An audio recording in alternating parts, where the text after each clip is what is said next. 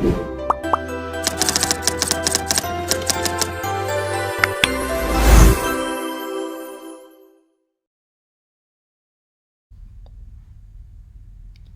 Sobat Digi, kali ini kita kenalan dulu yuk dengan perangkat lunak DHIS2. Apa sih DHIS2? DHIS2 atau District Health Information Software merupakan sebuah software open source yang dikembangkan oleh University of Oslo untuk mengumpulkan, mengolah, dan menganalisis informasi kesehatan.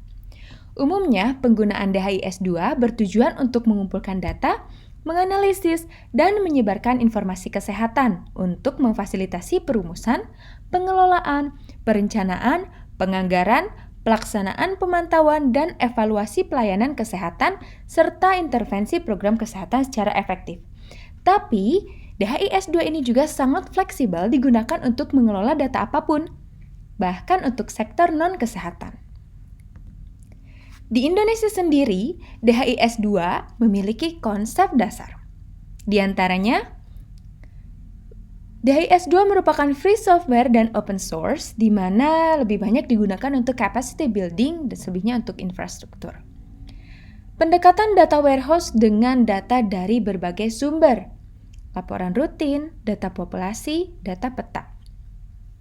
DHIS2 ini di Indonesia juga lebih banyak digunakan untuk dukungan manajemen sistem kesehatan dan kesehatan masyarakat. Juga menerbangkan integrasi dari berbagai sistem yang sudah ada. Jadi, bukan membuat aplikasi baru ya.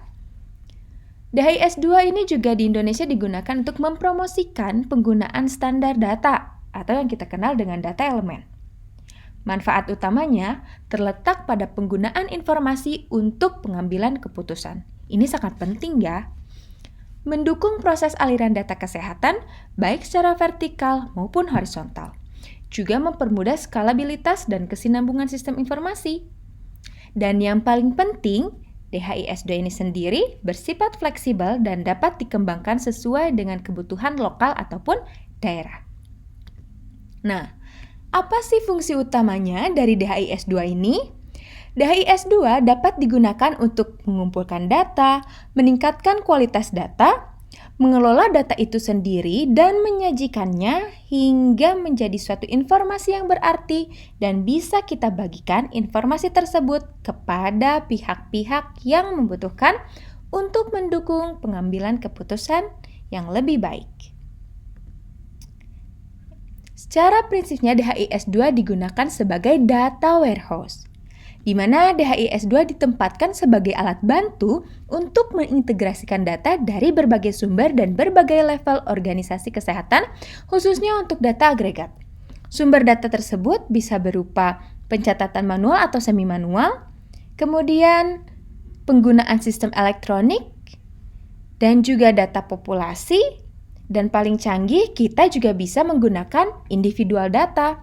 Dan juga sumber data lain yang potensial seperti registrasi fasilitas kesehatan, registrasi nakes, pencatatan surveillance, dan lain sebagainya. Yang mana data tersebut diintegrasikan kepada DHIS2 sebagai data warehouse-nya untuk menghasilkan luaran yang kita perlukan, baik berupa dashboard, format laporan tertentu, penggunaan data secondary, dan juga untuk pengolahan dengan menggunakan alat statistik.